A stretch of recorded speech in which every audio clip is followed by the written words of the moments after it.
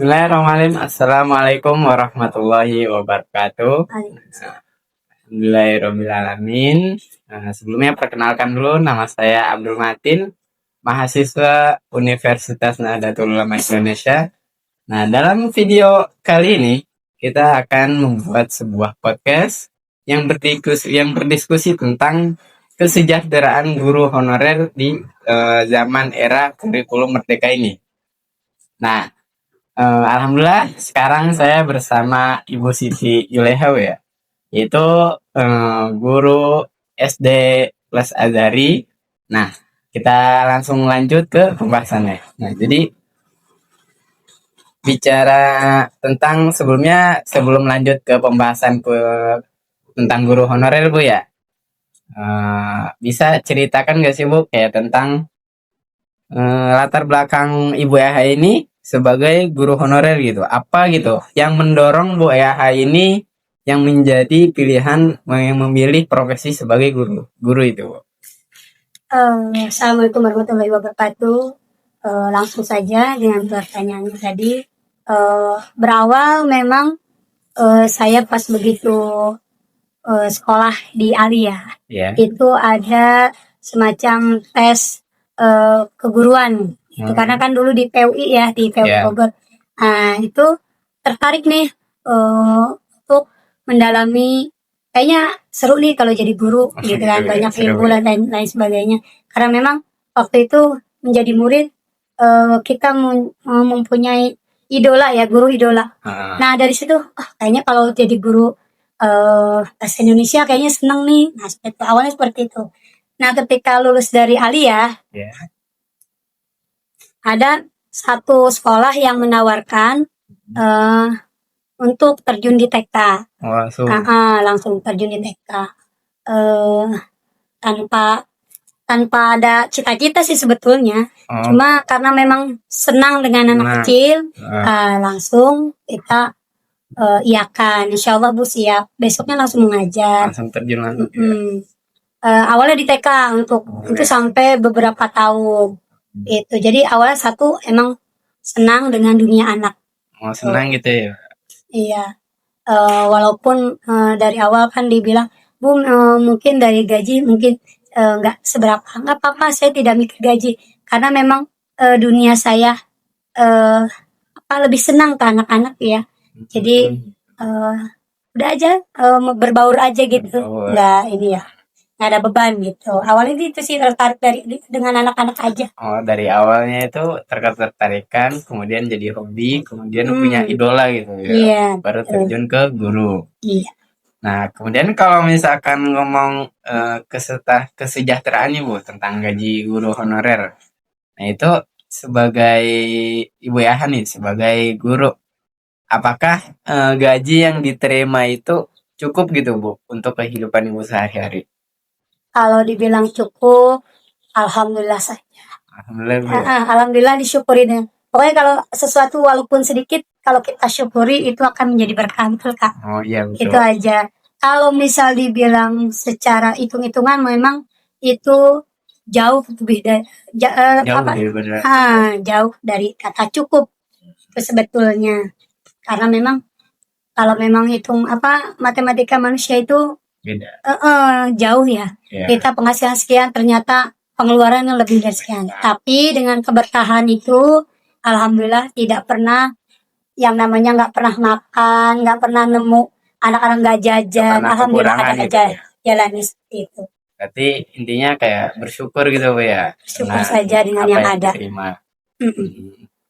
Kalau sebagai profesi guru honorer nih Bu, tantangan apa sih Bu yang Ibu Eha hadapi gitu? Tantangan terbesar lah selama menjalankan tugas Ibu sebagai guru, dan bagaimana gitu mengatasinya? Tantangannya adalah mungkin penilaian orang tua yang menitipkan anaknya yang belum 100% mereka yakin bahwa anaknya bisa dididik di sini sama kami. Itu. Jadi dari awal mereka, kok anak saya begini ya, begini, padahal di rumah nggak begini. Nah, seperti itu. Jadi untuk penanganannya ya kita lihat 3 bulan ke depan saja.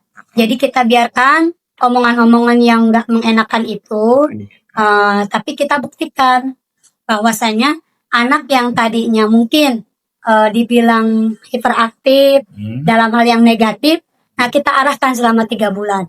Nanti selama 3 bulan ini mereka juga akan merasakan sendiri apa perbedaan dari sebelum masuk sampai 3 bulan ke depan itu. Alhamdulillah selama bertahun-tahun ini setiap tahun setiap kelas pasti ada anak yang istimewa, yang spesial, yang wah gitu ya. Iya ya, nggak normal seperti biasanya. Iya, termasuk juga orang tuanya yang memang ada yang seperti itu. Jadi ya dengan kita buktikan saja lah, insya Allah gitu kan. Dengan kita dikasih kepercayaan, kita buktikan bahwasanya kita bisa loh mendidik anak ibu yang mungkin katanya di rumah nggak seperti ini.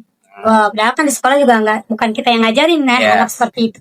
Jadi kita sama-sama pelan-pelan aja kita kasih pengertian sama orang tuanya, kita juga minta kerjasamanya. Terus dari situ terjaring lah komunikasi yang baik dengan orang tua. Nah itu jadi orang tua tuh tidak menyalahkan kita 100% gitu. Berarti tantangan terbesarnya mungkin saat ini ya keluhan-keluhan dari orang tua gitu. Iya. Nah, kemudian kalau misalkan ngomongin tentang dukungan dari sekolah atau pemerintah gitu Bu, apa sih yang Ibu Eha rasain yang didukung dari pihak sekolah atau pemerintah dalam menjalankan tugas Ibu sebagai guru gitu? Apakah ada program atau kebijakan yang baru yang membantu gitu Bu? Sementara belum, karena memang di Azhari ini itu satu belum terdaftar, kedua memang apa ya, komunikasi antara sama atasan itu masih terbatas. Mungkin karena kesibukan, jadi kita berjarak waktu gitu ya. Mau misalkan lewat komunikasi juga, misalkan mau lewat WA kan kayaknya kurang sopan. Jadi itu aja sih, kayak kurang ini aja. Dan kita juga tidak seperti guru-guru negeri gitu ya, yang atau swasta yang sudah terdaftar. Kalau guru-guru negeri dan swasta yang terdaftar kan mungkin sering adanya rapat atau KHG gitu ya, rapat gabungan dengan guru-guru yang lain. Jadi bisa saling berbagi ilmunya di sekolah anu dia. Nah, sementara kan di sini belum. Jadi benar-benar masih sendiri dan kita masih merasakan kurang gitu ya, kurang adanya perhatian dari pemerintah khususnya gitu ya. Berarti dari pemerintah benar-benar belum gitu ya, masih berjalan sendiri gitu. Iya, kita sementara masih berjalan sendiri seperti ini. Kemudian kan sekarang itu kan Bu di zamannya kurikulum merdeka Bu ya. Nah, bagaimana sih penglihatan Ibu dalam implementasi kurikulum merdeka ini dalam konteks pengajaran gitu Bu? Apakah ada perubahan yang signifikan dalam cara Ibu Eha mengajar gitu Bu? Karena kan kurikulum 2013 beda. Kemudian sekarang kan kurikulum merdeka nih. Apakah ada gitu perubahan yang signifikan dalam cara Ibu Eha mengajar gitu? Ada sih, karena memang sebetulnya namanya guru itu kan harus haus dengan ilmu ya. Jadi kita juga harus mencari terus walaupun kita memang berasa kita tertinggal, tapi dalam satu titik kita juga kita harus terus mencari ilmu yang tadi ya, kita harus menyeimbangkan dengan sekolah-sekolah yang lain.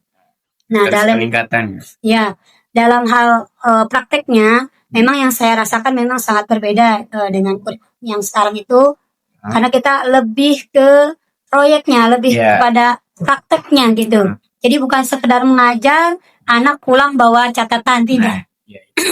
Tapi di sini yang menjadi permasalahan, namanya anak ketika belum nulis katanya belum belajar. Seperti itu yang perlu kita sama-sama pelajari ya. Jadi ada kesalahpahaman. Jadi kalau misalnya ketika anak belum nulis, Bu ini kok belum belajar. Nah, padahal kita itu bermain, kita ajak main, kita kasih games. Karena kan kurikulum merdeka itu kan belajar tapi membuat mereka menyenangkan. Nah, memang efeknya anak-anak lebih cepat menghafal. Ya, praktek gitu lebih ya. lebih menerap. Jadi kita dengan nyanyian gitu kan, kayak semacam kebiasaan-kebiasaan itu kan mereka harus hafal. Nah, Dengan nyanyian kan mereka hafal, terus mereka lakukan dengan tanpa sadar, itu akan merubah mereka gitu, seperti berarti itu. peningkatannya lebih gitu ya dari Lebih baik ya, gitu daripada kurikulum sebelumnya. Memang kita langsung terjun ke proyeknya, ke prakteknya gitu. prakteknya. Menanam karakternya ya, itu yang lebih lebih saya suka gitu. Oke, mungkin kalau misalkan tentang ngobrol ini Bu ya, motivasi mungkin gitu. Apa sih motivasi yang membuat ibu itu terus mengajar gitu meskipun dalam kondisi sulit gitu? Apa gitu yang membuat Bu Eha itu tetap berkomitmen dalam profesi guru ini gitu? Motivasinya sih satu. Jadi biar anak-anak lebih apa ya, lebih dekat dengan apa, dengan ilmu ya. Karena kan segala sesuatu itu harus kita carinya dari ilmu. Jadi eh, masyarakat yang dekat itu kan di sini alhamdulillah sangat mendukung. Jadi ketika ada SD dibangun, ya dari mana-mana dengar di sini ada SD, dan kita memang memperbaiki mutu pendidikannya di sini. Jadi alhamdulillah dari mulut itu kan memang terbukti di sini lebih baik mungkin gitu, seperti itu. Alhamdulillah dari tahun ke tahun kita juga mendapat kepercayaan itu. Itu berarti Bu yang membuat motivasi ibu tuh tetap untuk menjadi profesi sebagai guru gitu Bu.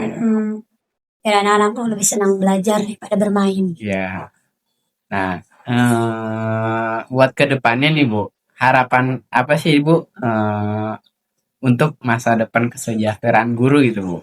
Apakah apa yang perlu dilakukan untuk meningkatkan kondisi ini gitu? Buat harapan Ibu ke depannya sebagai guru gitu Bu? Ya harapannya mungkin kalau swasta ini kan kita mengandalkan swasta. memang dari orang tua ya. Nah itu.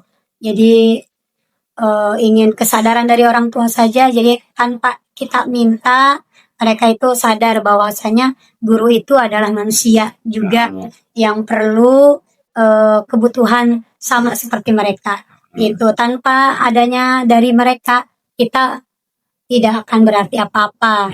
Itu ya. Jadi karena kalau swasta itu kan memang kita pungut biaya dari SPP. Nah sementara ini kita belum mendapat dana BOS karena memang belum terdaftar seperti itu. Jadi satu-satunya sumber kami adalah dari orang tua, dan itu pun di Azhari ini kan memang bahkan lebih dari 60% itu gratis sampai 6 tahun. Gitu. Jadi pendapatan kami memang minim banget, dan dari minimnya itu ya kami ingin mereka memaksimalkan saja yang memang mereka harus bayar, ya berarti dimaksimalkan. Aja harapannya lebih sadar aja, sama-sama kita sama-sama saling membutuhkan aja. Saling membutuhkan Ibu ya. Karena kan harapan semua guru juga, apalagi yang swasta itu pasti ya pendapatan gitu. Kalau negeri kan pasti pendapatnya dia dari negara, pemerintah gitu. Kalau swasta itu kan antara masyarakat sama guru sama orang tua. Nah itu mungkin harapannya mungkin ke depannya Bu ya. Nah buat saran nih Bu, buat calon-calon guru di luar sana nih yang ingin menjadi guru gitu, apa gitu yang perlu disiapkan?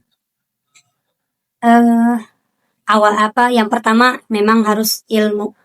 Yang kedua tidak berpatokan pada gaji itu.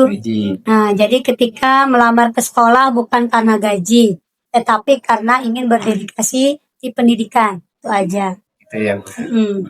Berarti kalau ingin jadi guru harus punya ilmu dan punya keinginan sebagai guru gitu. Iya. Bukan ingin niatnya biar dapat gaji. Gitu. Betul, karena memang di sekolah manapun sebesar-besarnya gaji guru itu ya segitu, ya, tidak sedikit lah, enggak. Ya, jadi harus ya mau nggak mau harus dari awal tuh harus ikhlas, karena memang gaji guru nggak seberapa. Karena kan salah satu meneruskan dakwah Rasul itu sebagai guru Bu ya. Iya. Iya, jadi guru tuh harus lebih banyak sabar sama ikhlas Bu ya. Betul. Nah mungkin yang terakhir kali Bu, pesan buat semuanya di luar sana apa sih pesan terakhir yang Ibu pengen sampaikan nih kepada semuanya tentang pentingnya menghargai peran guru honorer dalam pendidikan? Eh, Pesan buat semuanya aja gitu, Bu, buat umum ya. mm, ya kami sebagai guru honorer juga manusia, kami juga eh, membutuhkan sesuatu yang materi ya gitu. Ya, Jadi sama-sama ingin apa ya? Ingin disejahterakan, ingin dihormati gitu. Jadi sekarang kita berada di SD swasta, tapi jangan dianggap eh, kami bayaran besar. Jadi kami ingin anak kami lebih baik dan lain sebagainya. Tidak. Jadi anak itu dititipkan bukan 100% dididik oleh guru. Gitu. Walaupun di sini full day sampai jam 2 tetap peran utama guru adalah orang tua. Jadi guru di sekolah itu hanya mengarahkan, membimbing ya dan membantu seperti itu. Tetapi tugas utama adalah orang tua di rumah. Jadi harus ada kerjasama juga gitu antara guru bersama orang tua untuk meningkatkan kualitas pendidikan si anak. Iya. Oke Bu, mungkin itu saja yang ingin saya bahas kali ini. Mungkin sebelumnya terima kasih kepada Bu Aha yang menyempatkan waktunya untuk ngasih pemahaman tentang pentingnya guru honorer di era zaman kurikulum merdeka ini. Nah, mungkin sekian dari video ini, kurang lebihnya mohon maaf. Terima kasih. Wassalamualaikum warahmatullahi wabarakatuh.